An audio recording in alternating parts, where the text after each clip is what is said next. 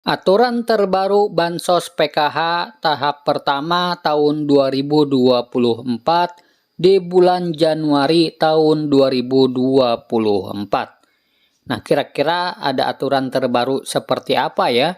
Simak terus.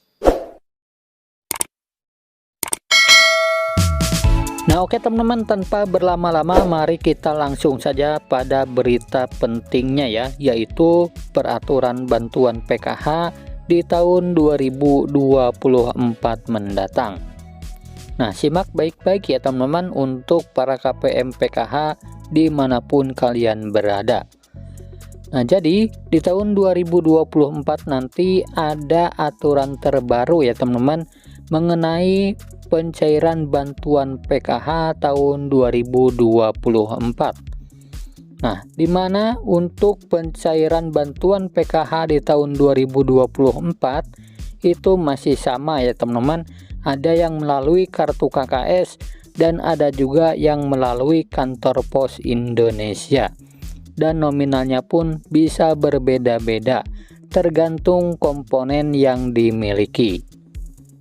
Nah, selain itu juga sudah ada peraturan yang sudah ditetapkan ya teman-teman dalam hal pencairan PKH di tahun 2024.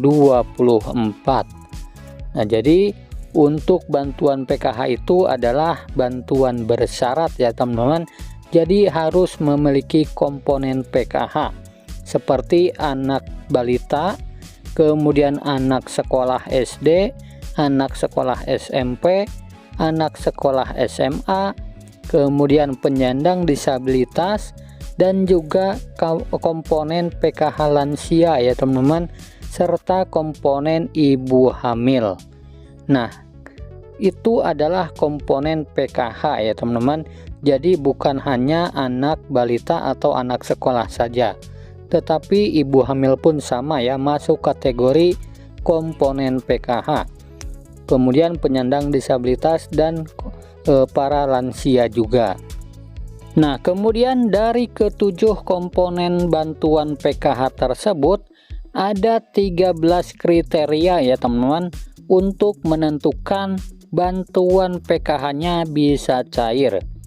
Nah, yang pertama peraturannya itu adalah kalian harus terdaftar di dalam DTKS. Jadi mulai dari anak balita, anak SD, ibu hamil, kemudian anak SMP, anak SMA, penyandang disabilitas dan lansia tersebut harus masuk di dalam DTKS dan aktif ya teman-teman sebagai penerima bantuan PKH.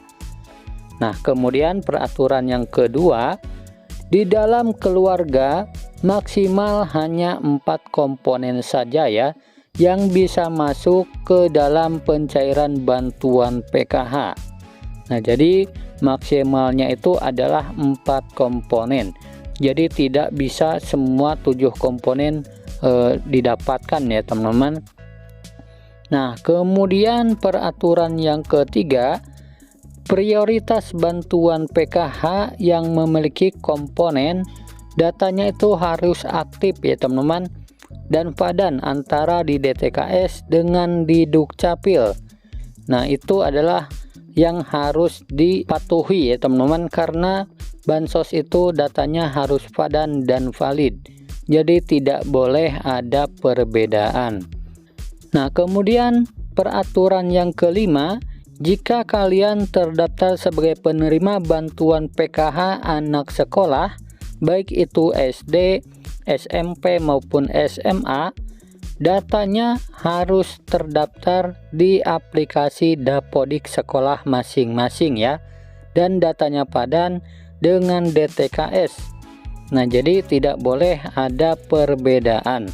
Nah, kemudian peraturan yang keenam, untuk komponen PKH balita yang disebut sebagai komponen PKH balita itu adalah hingga anak yang kedua saja ya. Nah, apabila anak balita ketiga, ada balita ketiga ataupun balita keempat dan seterusnya, maka sudah tidak dapat dibilang penerima bantuan PKH lagi ya teman-teman. karena cukup dibatasi sampai balita kedua saja. Nah, kemudian yang selanjutnya peraturannya adalah komponen anak balita umurnya itu adalah sekitar 0 sampai 6 tahun. Jadi jika sudah lewat 6 tahun itu bukan kategori anak balita lagi ya, tetapi sudah masuk ke jenjang anak sekolah SD. Nah, kemudian yang selanjutnya, yang peraturan ke-8 adalah yang dianggap komponen disabilitas, yang dianggap komponen itu hingga 4 orang ya teman-teman untuk komponen disabilitas. Jadi maksimalnya itu ada 4 orang ya yang bisa menerima bantuan PKH disabilitas dalam satu keluarga. Nah, kemudian yang selanjutnya untuk komponen lansia, peraturannya adalah yang dibilang komponen PKH lansia sama ya teman-teman seperti penyandang disabilitas, yaitu maksimal 4 orang saja yang masuk dalam pencairan PKH. Nah, jadi dalam satu keluarga maksimalnya 4 orang ya untuk penyandang disabilitas dan komponen lansia. Nah, kemudian peraturan yang selanjutnya untuk komponen lansia tersebut usianya harus mencapai minimal umur 60 tahun ya teman-teman. Nah, minimalnya 60 tahun. Kemudian yang selanjutnya untuk komponen cucu itu juga bisa ya teman-teman masuk ke dalam pencairan bantuan PKH. Asalkan lolos sebagai penerima ya teman-teman dan memenuhi persyaratan. Nah, kemudian peraturan yang selanjutnya yang ke-12 untuk komponen ibu hamil yang dianggap atau dibilang komponen PKH ibu hamil adalah hanya sampai kehamilan yang kedua saja. Nah, jadi apabila hamil yang ketiga kalinya atau keempat kalinya itu sudah tidak bisa dapat bantuan PKH ya teman-teman. Jadi sudah tidak bisa dihitung komponen PKH lagi. Nah, kemudian peraturan yang terakhir adalah jika di dalam anggota keluarga memenuhi atau memiliki lebih dari satu komponen, maka yang dianggap penerima bantuan PKH adalah dari nominal yang paling tertinggi dahulu ya teman-teman.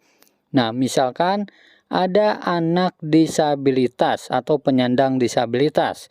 Kemudian ada juga memiliki anak yang normal yang bersekolah di jenjang SD. Nah, sedangkan untuk nominal penyandang disabilitas dan anak sekolah SD itu nominalnya berbeda ya teman-teman. Lebih besar penyandang disabilitas dibanding dengan komponen anak SD. Nah, maka yang masuk komponen PKH adalah hanya komponen disabilitas terlebih dahulu ya, yang didahulukan. Nah, jadi sudah jelas ya teman-teman, itu adalah peraturan bantuan PKH di tahun 2024 nanti. Nah, semoga video ini bermanfaat. Sampai jumpa di video selanjutnya. Wassalamualaikum warahmatullahi wabarakatuh.